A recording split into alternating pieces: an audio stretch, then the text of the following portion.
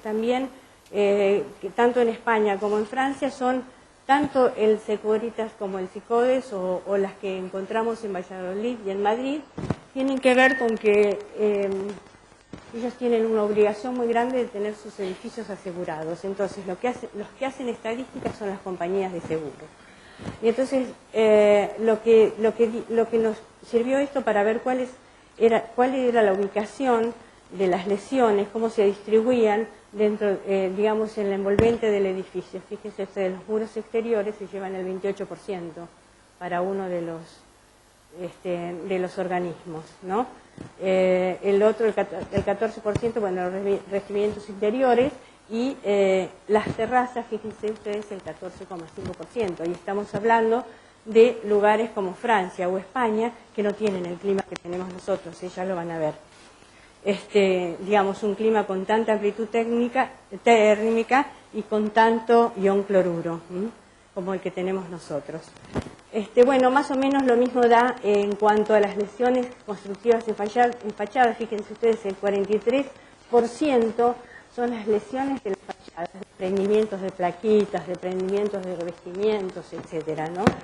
Bien, suciedades, etcétera. Y después, en cuanto a las causas que tienen que ver con el agua, por ejemplo, fíjense ustedes, casi el 50% se lo llevan las cuestiones que tienen que ver con el agua. Estas son datos de Inglaterra, del Reino Unido. Y el otro porcentaje, el otro 50%, tiene que ver con fisuras y grietas, desprendimientos, etcétera, que en realidad están relacionados, porque donde hay presencia de agua seguramente y hay una grieta, seguramente se va a producir, entonces entre esas dos cuestiones se llevan el 100%. Y bueno, y aquí ya llegamos a Mar del Plata. Fíjense ustedes, Mar del Plata es el puntito colorado, y según la norma IRAN 11.603, que es una norma del año 78, tenemos de los 4 climas que tiene, bioclimas que tiene la provincia de Buenos Aires, nosotros estamos en el 4D, que es el peor de todos. Fíjense ustedes, es el templado, frío marítimo, con gran amplitud térmica y con vientos muy importantes del mar. Es un clima casi oceánico, el que tenemos. Es muy importante tener en cuenta esto, porque por eso interesa tanto lo que nosotros decimos en España, que no tienen ese problema, no tienen el ion cloruro que tenemos nosotros, o sobre todo en Sevilla, que es una ciudad que no está cerca del mar. Bueno, ahí están bueno, otra de las cosas que quería mostrarles era, bueno, viento fuerte, como les dije, predominantes de tierra en invierno, costeros en verano, con alto contenido de sales, humedades, gran amplitud térmica. Y una cosa que es importante es el cambio del reglamento del CIRSO, que cambió el recubrimiento en el año 2013 a 4,5 centímetros en esta zona. En esta zona marítima. Hasta el 2013 teníamos un recubrimiento mucho menor, pero eso fue producto de las lesiones terribles que encontramos en las barras de hierro y en las estructuras de hormigón. Bueno, nosotros hicimos un estudio, lo voy a pasar rapidito, se los voy a contar esto. Hicimos un estudio, detectamos, hace mucho tiempo que estábamos trabajando en esto, hicimos un estudio de la costa marplatense, desde la calle Libertad hasta Juan B. Justo. Estudiamos las lesiones que aparecen en los edificios, la frecuencia con que se daban, y en toda esa franja. Lo que hicimos fue, en todo ese universo de estudio, que era la costa 2 cuadras de profundidad hacia adentro, y desde Libertad hasta Juan B. Justo, ese era el universo de estudio que teníamos. Pero estudiamos una muestra de 60 edificios nada más. Cuando esa muestra grande, no la muestra, cuando el universo se nos saturó porque veníamos haciendo trabajo de campo y encontrábamos siempre la misma lesión, las mismas lesiones, donde la muestra saturó, esa fue la muestra que tomamos. Se las cuento porque así no les leo todo esto bueno, y lo que hicimos fue, fíjense ustedes, nosotros comenzamos a trabajar en estos temas entrados los años 80 y en el año 99 se realiza la ordenanza de mantenimiento de frentes en Mar del Plata, que por muchísimo tiempo fue la primera ciudad de la Argentina que la tuvo, ahora creo que Buenos Aires también la tiene, y en principio surge esta ordenanza por una cuestión de seguridad en la vía pública. Ese es el fundamento para crear esta ordenanza, pero en realidad hay muchos otros fundamentos y que tienen que ver con esto que les decía al principio, que es el valor social y económico y la consideración de los edificios como recursos, no solamente la seguridad en la vía pública. Bien, lo que hicimos nosotros fue, ¿estoy bien de tiempo? Bueno, lo que hicimos nosotros fue dividir la ciudad, dividir esa franja que fue la muestra en sectores y para poder hacer el relevamiento y después procesar los datos en función de la característica de tejido y que tenía cada lugar, porque no es lo mismo los edificios que están en La Perla que los que están en la zona centro que los que están en Playa Grande, digamos, ¿no? O los edificios con semiperímetro libre, las torres, bueno, y tomamos entonces esas consideraciones. Estos son todos los sectores que tomamos. Bueno, acá se explica cada sector lo que significa. Yo voy a dejar, les vuelvo a decir, voy a dejar este Power acá para que tengan estos datos. Está todo estudiado por sectores. Estudiamos edificios entre 10 y 50 años. Esa es otra de las características. La cantidad de pisos, hicimos hincapié en los edificios entre 10 y 13 pisos porque significaban el 55% de lo que estábamos relevando. Bueno, y hay una serie de características de ese tipo. Y lo que detectamos fue lo siguiente: sacamos esta estadística, es la primera que hay en la Argentina. Argentina tenía solamente datos estadísticos de unos conjuntos habitacionales hechos por Fonavi, los pueden encontrar en la revista Vivienda, del año 78-80, y estudió aquellos edificios, les vuelvo a repetir, Fonavi, y que estaban construidos con sistemas industrializados o mixtos. Entonces ahí aparecían problemas de junta, problemas de placas, etcétera, pero no desde este punto de vista que estudiamos nosotros. Bueno, y las cuestiones que encontramos fueron estas. Los problemas de humedades, la mayor cantidad la teníamos en filtraciones. Fíjense, las que están pintadas de verde nos daba un 7.8% de frecuencia. Después le seguían las grietas, las fisuras, los desprendimientos y las eflorescencias no eran tanto. Sí hay bastante criptofluorescencia, sobre todo en los edificios de ladrillo o de placas de revestimiento de placas cerámicas. Hay mucha criptofluorescencia, o sea que se prende directamente la placa. Y después los problemas de oxidación y corrosión. Bueno, esta es una estadística que está ahí al alcance de los que quieran. Era necesario que nosotros viéramos cuál era la cantidad de lesiones que había, cuáles eran las lesiones, cómo se distribuían y cuándo y cuál era la frecuencia con que se daban. Y bueno, las clasificamos entonces, y yo ahora les voy a contar aquellas que son más frecuentes. Por eso voy a ver nada más que los desprendimientos, creo que veo desprendimientos, humedades y oxidación y corrosión. Y el resto lo va a ver, las otras las van a ver los otros compañeros míos. La lesión de desprendimiento es una lesión secundaria.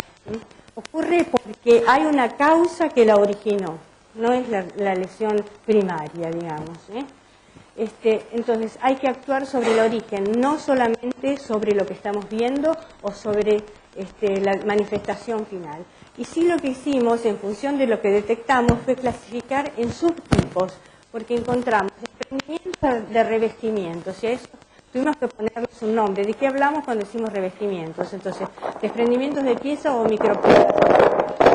Cerámicas, venecitas, nosotros tenemos bastantes edificios hechos recubiertos con venecitas en Mar del Plata, que son característicos de una época histórica, y encontrábamos eso. De recubrimiento, hablamos del desprendimiento de las terminaciones, acabados superficiales, que pueden ser reboques, etcétera, pero también en los desprendimientos del hormigón, el crack, lo que se llama comúnmente cracking, cuando se desprende el recubrimiento de las barras de acero. El otro era de elementos de sujeción, entonces encontrábamos problemas de desprendimientos en anclajes, en barandas, en tensores, y por eso los clasificamos así en subtipos. Aquí tenemos desprendimientos de revestimiento, fíjense ustedes, estos son micropiezas, estos son venecitas, y acá tenemos otro tipo de recubrimiento, que son piezas cerámicas. Encontramos este tipo, posiblemente acá haya sido cuestiones de filtración, esto no lo tengo estudiado así como para decirles es esto o es aquello, no. Fíjense ustedes, esta que es la que me gustaría contarles, está cerca de un desagüe pluvial. En general, los balcones en Mar del Plata por mucho tiempo se diseñaron sin desagües pluviales, no se les hacen los pluviales. Entonces, las juntas de las baldosas del balcón, a veces les falta la pastina o se rompen, entonces por ahí percola el agua que no ha tenido desagüe pluvial, de lluvia o de la limpieza, etcétera. Y lo otro es que se deposita en los anclajes de las barandas el agua y también por ahí percola, y puede ocurrir que se produzcan estos desprendimientos de los frentines de los balcones. En este caso es el desprendimiento del cielo raso del balcón, que es esto. Primero se desprende la pintura, etcétera, y después aparece se puede desplegar hasta el revoque más profundo. Y siempre cuando nos escuchen hablar vamos a hablar de causas aparentes. Nunca vamos a decir la causa es esta, y les recomiendo que nunca lo digan. Causas aparentes, porque pueden ocurrir, puede haber cosas, cuando hagan sobre todo los informes técnicos, puede haber algunas cuestiones que a lo mejor no fueron vistas y es necesario que tengan este lenguaje o este cuidado. Bueno, la causa aparente puede ser la humedad de filtración, como les decía, falta de desagüe pluvial o deterioro de la junta del solado, etcétera.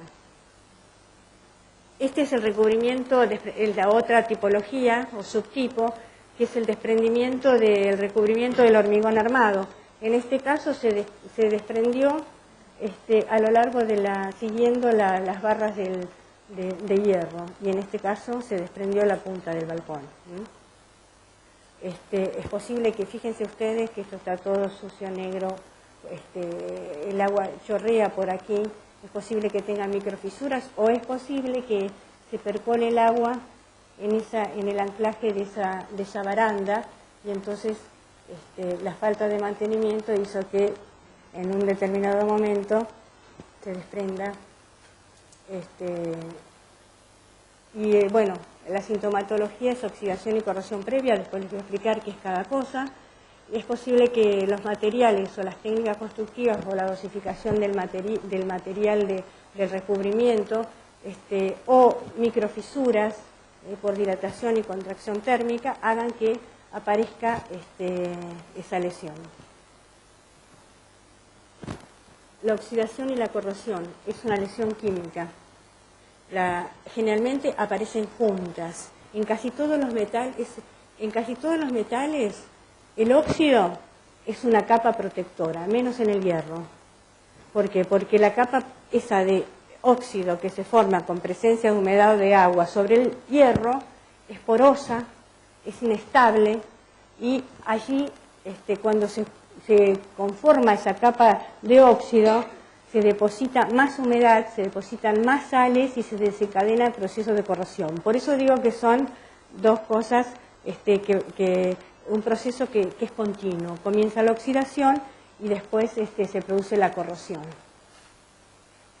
En el caso de la oxidación previa, la capa de óxido de hierro, que es porosa, frágil, se humedece y se transforma bueno, esto es una cuestión muy técnica y química, en hidróxido férrico y provoca la corrosión del hierro. Par galvánico. La diferencia de potencial electroquímico se da entre dos materiales distintos, entre metales y piedra, por ejemplo. Eso ocurre mucho en los anclajes de las barandas sobre un muro de piedra. Entonces se produce una diferencia de potencial y eso desencadena la corrosión. Oxidación y corrosión, en realidad es corrosión intergranular, es cuando un determinado material compuesto por distintas aleaciones no fue bien terminado su proceso de conformación. Entonces, en un determinado momento, yo tengo algunas imágenes para que vean, se produce corrosión. Después, por inmersión, bueno, es el caso de los materiales en contacto permanente con el agua. Y otra de las subtipificaciones que hicimos en función de lo que encontramos en Mar del Plata fue clasificarla según el elemento constructivo que estaba afectado. Y en este caso vimos las barras de acero de la estructura de hormigón y otros elementos constructivos. Bueno, y la ubicación las voy a mostrar porque son plataformas horizontales, ángulos diedros, empotamientos, sujeciones, eso se los voy a mostrar en imágenes. En este caso, en la primera imagen, fíjense ustedes, este es un edificio construido en los años 80 más o menos. El CIRSOC todavía no había modificado el recubrimiento del hormigón armado, pero además de eso, es posible, este es un edificio, es el Centenario en realidad, ¿no? Está en el medio de la ciudad, está bastante alejado de la costa y es posible que haya falta de mantenimiento. Bueno, están las barras expuestas directamente, ¿no? Entonces, sí, están las barras expuestas y creo que en algunos casos lo han solucionado, pero en otros todavía el Centenario sigue en la misma situación. Bueno, acá dice proceso de corrosión por severa exposición a los agentes, etcétera. Porque la barra de hierro al oxidarse y al corroerse aumenta de volumen, se descama y eso hace que se produzca el desprendimiento del recubrimiento. En este otro caso, este es un caso, fíjense ustedes, de aireación diferencial, oxidación por aireación diferencial. Este es el caso. Es una baranda de hierro empotrada, entonces se produce una diferencia de potencial y se produce corrosión. En este caso es aireación diferencial. Es una baranda que en su parte superior, en los elementos planos, en la parte superior, tiene distinto porcentaje de humedad que la parte inferior. Entonces eso hace que se produzca corrosión. Por aireación diferencial, tiene diferente, se ventilan, digamos, distinto, la parte superior de la baranda de la parte inferior. Siempre quedan gotitas debajo de la baranda, entonces eso hace que se corroa, empieza por ahí la corrosión. Este es el caso de un empotramiento, fíjense ustedes, se fisura, se agrieta como está acá, o sea, después cuando hablen de grietas van a ver el tamaño de la grieta, cuándo es una grieta y cuándo es una fisura, ¿no? Que tiene que ver con su tamaño, por un anclaje de hierro. Esto se cambiaron las barandas, en Mar del Plata están cambiando casi todas las barandas de hierro, pero no se sacaron los insertos que estaban antes. Entonces igual se produjo la fisura, la grieta, etc. Y esto es, fíjense ustedes, esta es la corrosión intergranular que yo les decía. No fue bien terminado de conformarse la aleación de esos materiales. Esto que parece piedra es metal. Y se degradó de esa forma. Eso es corrosión intergranular. Bueno, estos son organismos de distinto tipo que encontramos.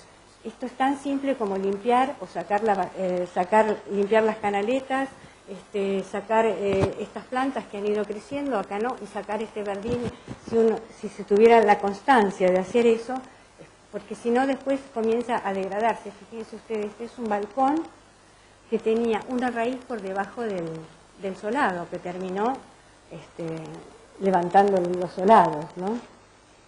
Y esta, que si bien no es una lesión química, sino es una lesión física, la puse acá porque es la única que tenía, y es la suciedad. A veces es tan simple como limpiar, evitar algunas lesiones. Bueno, pueden ser las que causan terribles cuestiones, bueno, los hongos o las esporas de hongos, y el guano de las palomas en Mar del Plata causa bastantes problemas, ¿sí? Bueno, las humedades. La humedad es una lesión física y las clasificamos en humedad de filtración, humedad capilar y de condensación. Es una lesión primaria, entonces hay que actuar en el origen de la lesión, y las clasificamos también según subtipos en aquellos elementos constructivos que no tenían aislación hidrófuga o hidrotérmica, barreras de vapor. El problema de las juntas entre materiales, porque está mal ejecutada la junta, porque falta la junta, etcétera.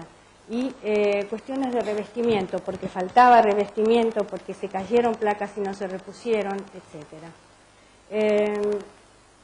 Estos son ejemplos este es un ejemplo de condensación superficial sobre la superficie del muro. Este es un típico problema de la condensación superficial, tiene su origen en un problema de hidrotérmico. No está resuelta la barrera de vapor. Entonces, el aire que contiene el ambiente, que está caliente, cuando siempre vieron que el aire pasa de las zonas de más calor al más frío, siempre sigue ese camino, o de mayor presión al de menor presión, entonces de vapor. Cuando esa capa de aire caliente encuentra una parte fría del muro, de la pared, de la cubierta, se condensa. Y cuando se condensa y no tiene barrera de vapor, el material está frío. Y si es una pared que tiene suficiente aislación térmica, yo les aseguro que la aislación térmica no funciona si por cuestiones de condensación esa barrera térmica se llena sus poros se llenan de agua, cambia la condición térmica de esa pared. Entonces ya no funciona, no tenemos barrera de vapor tampoco. Y esto es un problema muy común en los materiales nuevos, relativamente nuevos para nosotros, ¿no? En esos materiales que trabajan inarmónicamente, que no difunden como el ladrillo común. En la construcción tradicional no teníamos problema de difusión de vapor ni problemas de condensación. A lo sumo por ahí podíamos tener problemas de salitre, ese tipo de cosas, manchas de salitre o eflorescencias, pero no teníamos problema de condensación porque el ladrillo común difunde. Pero los materiales nuevos son rígidos, trabajan inarmónicamente al paso del vapor y al paso de una onda térmica, entonces se producen estas lesiones que tienen su origen o que se las clasifica como humedades. Este es el caso de un puente térmico. Es un puente térmico, ahora les voy a explicar qué es, y este es el caso de una filtración. Bueno, el problema de las humedades se los voy a explicar en esta cuestión del término digamos, bajo el concepto de sustentabilidad. Lo voy a pasar rápido. La sustentabilidad significa que estos tres grandes sistemas, el económico, el ambiental y el sistema social, estén en armonía, si no, no va a haber sustentabilidad. Entonces, la sustentabilidad se produce acá, en la relación de estos tres grandes subsistemas. Bueno, acá hay una serie de antecedentes de quienes están estudiando toda esta cuestión. Bueno, ¿y qué caracteriza un edificio sustentable? El pensamiento a largo plazo. No podemos pensar hoy sin pensar que ese edificio va a durar 50 años y que además después hay que demolerlo. ¿Y qué es lo que va a pasar con esa demolición? Tiene que haber equidad social, no solamente de clases sociales, sino de edades, de cuestiones etarias, bueno, una serie de cuestiones, un consumo responsable, disminución de la contaminación, disminución de las emisiones de gases de efecto invernadero, etcétera. Bueno, esos tres elementos tienen que estar relacionados para que caractericemos un edificio como sustentable. ¿Y por qué digo que estudiamos las lesiones de humedad las estudiamos en otro caso de estudio, que es el Plan Federal de Construcción de Vivienda? Y tomamos como ejemplo un caso de estudio que es el barrio Belisario Roldán. Y allí lo que vimos es que, ¿y por qué estudiamos las humedades en condiciones de uso? Porque es en ese periodo donde, fíjense, del 100% del consumo energético, el 83% se lo lleva en la cuestión de la calefacción, la conservación de alimentos y la iluminación. Entonces, esto es costo que tiene que pagar el que vive ahí. Costos, los que llamados costos de funcionamiento. Entonces, estos son datos últimos, es de la Facultad de Ingeniería de acá de Mar del Plata, es una investigadora del año 2013, esta estadística. Bueno, entonces lo estudiamos bajo esos conceptos, estudiamos el Plan Federal de Vivienda, el programa terreno y proyecto urbano. Esto era la característica, era así: la empresa constructora traía un terreno y pues se llama terreno y proyecto urbano, porque en realidad te trae el terreno y te planifica la ciudad. Acá va a haber un conjunto de viviendas. Entonces, estudiamos eso y lo que vimos es lo siguiente. También, bueno, bajo esta metodología, la que se llama evaluación ex post, una vez construido el edificio, aplicamos la clasificación de proceso patológico, las normas bioambientales, etcétera. Bueno, eso no interesa tanto. Cuando uno estudia la vivienda, desde la investigación se mete con la ciudad, porque la ciudad construye, porque la vivienda construye ciudad. Y bueno, los naranjitas son los conjuntos habitacionales tipo centenario, ¿no?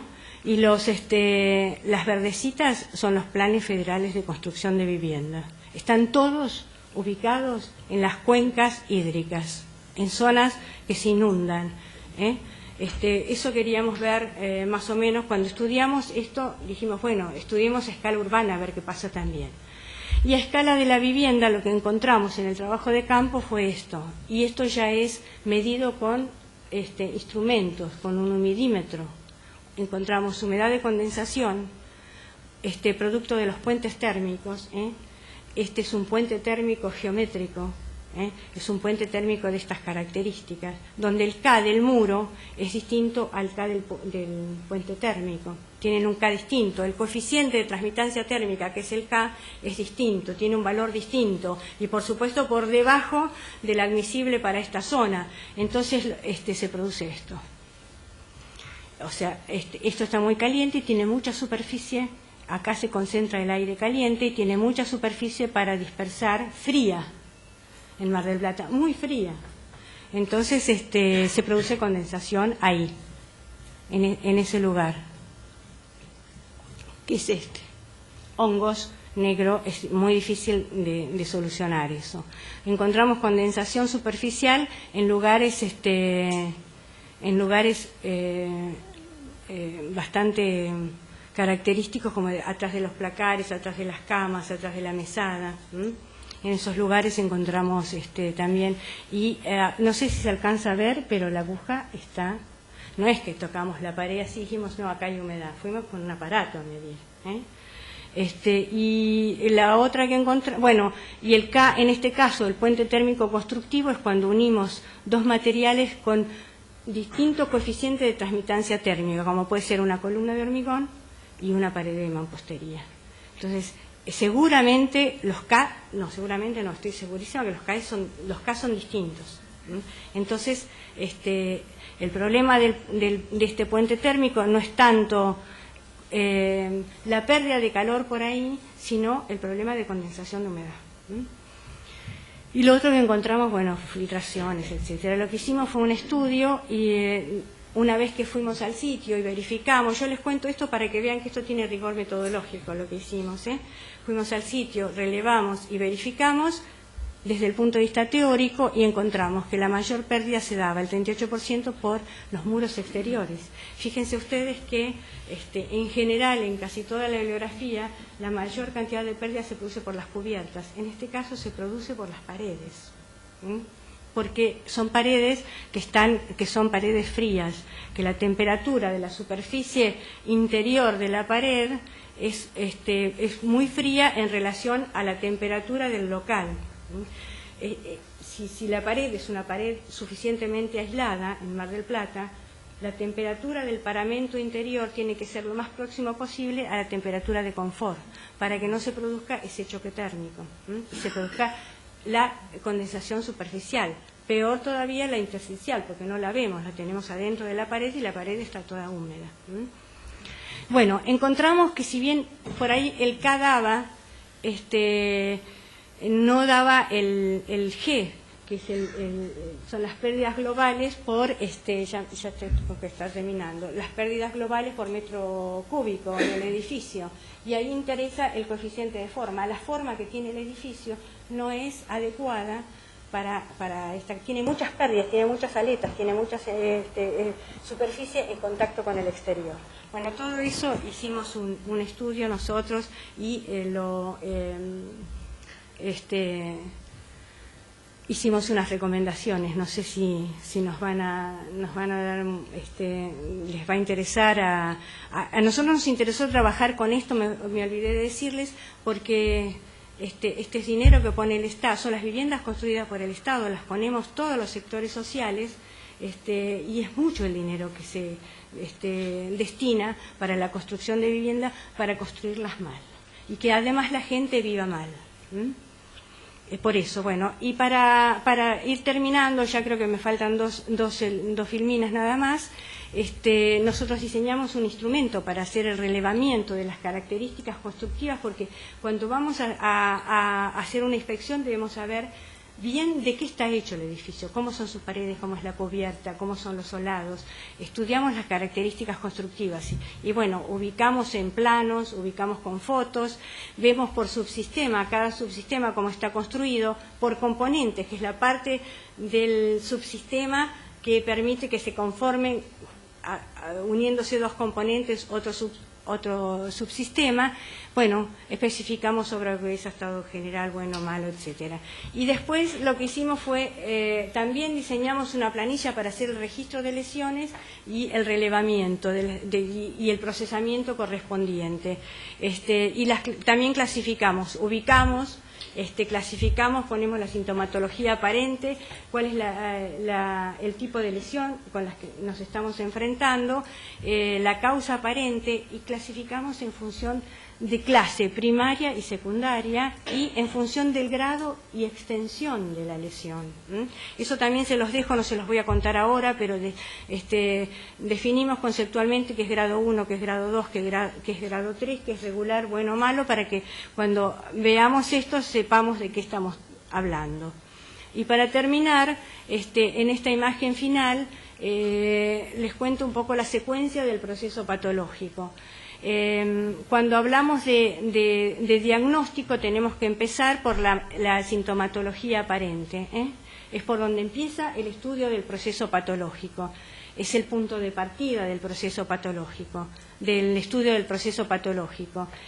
Vemos la manifestación final, si hay otras manifestaciones secundarias, llegamos a la lesión primaria, vemos cómo se evoluciona hasta llegar a la causa. Y cuando queremos intervenir con la reparación, hacemos el camino inverso, las flechas blancas. Esto es una simplificación, porque fíjense ustedes que acá, que es donde yo le puse esto, a veces en este tramo del estudio no están tipificadas todas. Nosotros tipificamos y estandarizamos algunas de las lesiones, pero estas que pueden aparecer acá, no. Y entonces, en estos casos, habrá que estudiarlas en particular. Y cuando uno estudia un edificio para ponerlo en valor, hay que considerar integralmente el proyecto. No solamente la estrategia de actuación, sino también cómo intervenirlo y una hipótesis de prevención de futuras lesiones o de ocurrencia de las mismas lesiones. Entonces, bueno, ese sería el tema y listo, ya está, ya llegué. Si quieren, no, porque me están haciendo señas de todo tipo allá. Si quieren hacer alguna pregunta o si quieren, no sé. Bien, primero queremos agradecer a la crítica Falabella por su presentación. Aquellas personas que ahora quieran hacer una consulta aquí en la sede de Mar del Plata, estamos disponibles, vamos a tomar unos minutos. Y para las personas que se encuentran en las delegaciones y en otras sedes de diferentes distritos, vamos a dejar abierto un mail que es capacitación.catba9@gmail.com. Aquellos que quieran hacernos llegar alguna consulta, alguna duda, al final de los últimos 10-15 minutos del final, vamos a leer las consultas que tengamos de los otros distritos y de las otras delegaciones. Aquí en Mar del Plata.